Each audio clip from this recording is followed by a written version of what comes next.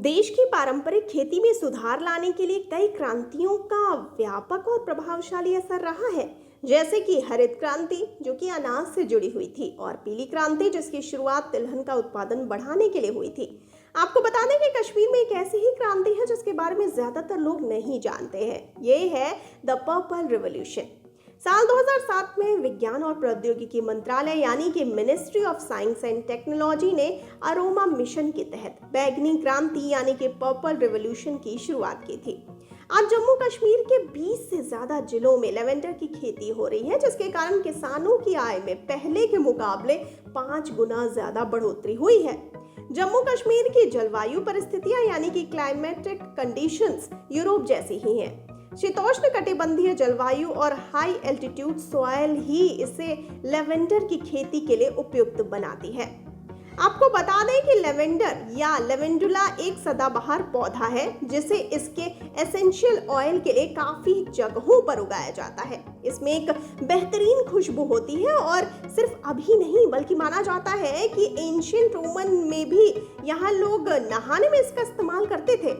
इसे उगाने वाले देशों में फ्रांस और स्पेन का नाम जरूर लिया जाता है, लेकिन बता दें कि भारत भी इस प्रतिस्पर्धा में लगातार आगे बढ़ रहा है। सिर्फ 2 सालों में इंडिया ने 500 टन से ज्यादा एसेंशियल ऑयल का उत्पादन किया, जिनकी कीमत करीब 600 मिलियन होगी।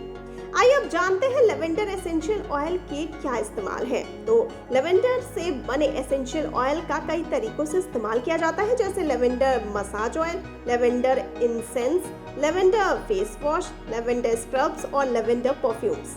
आपको ये भी बता दें कि यह सिर्फ एक ब्यूटी प्रोडक्ट ही नहीं है, बल्कि यह औषधियों और दवाओं से संबंधित भी है। देखा जाए तो लेवेंडर सभी को कुछ ना कुछ जरूर देता है।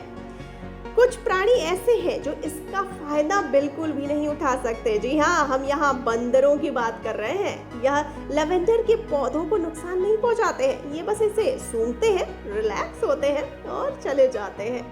आखिर किसने सोचा था कि किसानों की समस्या का हल इस तरह से निकलेगा कि कुछ ऐसा उगाए जिसकी खुशबू कमाल की हो। कहना गलत नहीं होगा कि ग्लोबल एसेंशियल ऑयल के मार्केट में इंडिया ने बाजी पलट दी है। भारत के योगदान से यह बाजार आगे बढ़कर करीब 70 करोड़ रुपए तक पहुंच गया है। क्षेत्र से जुड़े विशेषज्ञों का अनुमान है कि कई तरह के एसेंशियल ऑयल के उत्पादन और निर्यात में भारतीय किसान और अरोमा बिजनेस सबसे आगे होंगे। तो आपको कैसा लगा ये लेवेंडर का पर्पल रिवॉल्यूशन?